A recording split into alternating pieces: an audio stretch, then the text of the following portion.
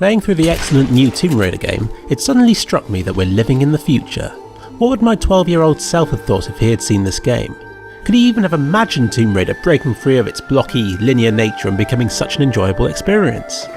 It's hard to explain the appeal of the original series to newer gamers. They look bad, don't play particularly well, and retain the unfair and unforgiving nature of games well before the PlayStation 1.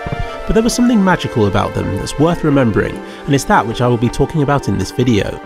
This review isn't going to be fair. It's going to be biased and heavily influenced by the rose-tinted glasses of nostalgia. As was usual back then, I first saw the original Tomb Raider at a friend's house. What a revelation it was.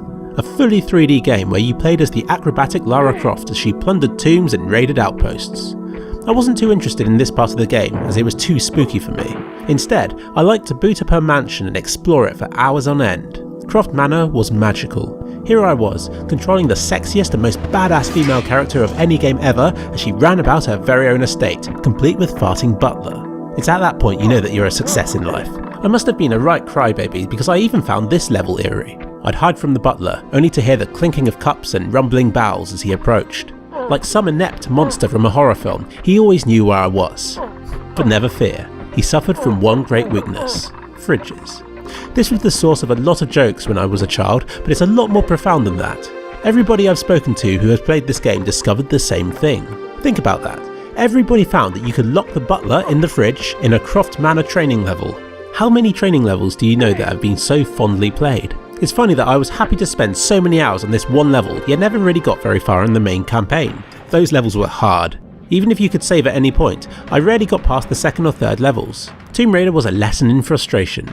You'd get lost. You'd hear an enemy yet wouldn't be able to find them, and even if you did, the sheer aggression that the enemies would show towards you is terrifying. Everything's out to get Lara, from tigers to crows to spiders to dinosaurs. And that's only the first level. Those games were long. Like I said, I was a bit of a coward and only dared play through the campaign with cheats to give me unlimited ammo and health kits. There was another cheat code that skipped the current level and another that blew Lara up.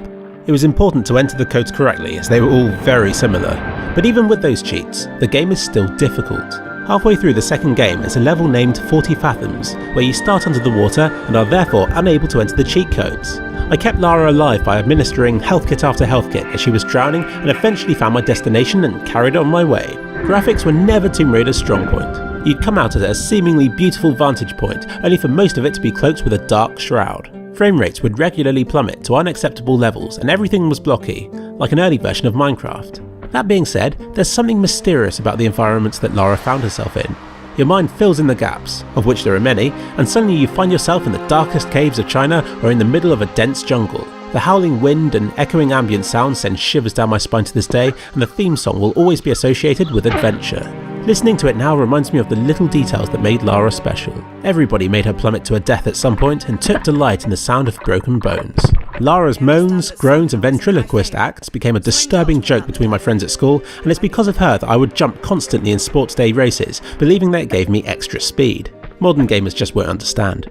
Which is why I was so pleased when my friend Vexy remade the manor for Counter-Strike in all its pixelated glory. I excitedly explored it for the first time in a decade, but remembered it as though it was yesterday.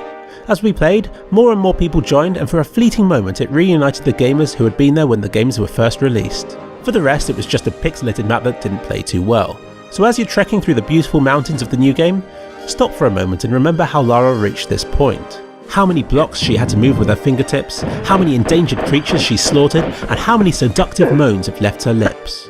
And let's not forget that she couldn't have made it were it not for her manor or for that poor old butler who's been the butt of so many jokes through the years. May he rip in peace.